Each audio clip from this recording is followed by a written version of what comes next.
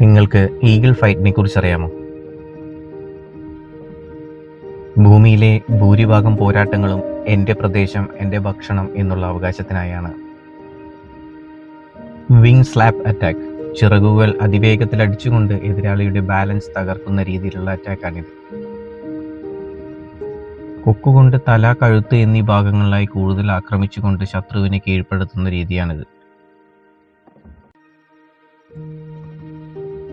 ഏതെങ്കിലും ഒരു ഈഗിൾ വീണാൽ മറ്റൊന്ന് അവയുടെ മുകളിൽ ചാടി നെഞ്ചുഭാഗം അമർത്തി പൂർണ്ണമായും നിയന്ത്രിക്കാൻ ശ്രമിക്കും.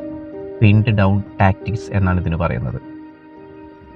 20 മുതൽ 40 സെക്കൻഡിനുള്ളിൽ തീരാവുന്ന ഭൂമിയിലെ പോരാട്ടങ്ങൾക്ക് ഏറെ ദൈർഘ്യമുണ്ടാവാറില്ല.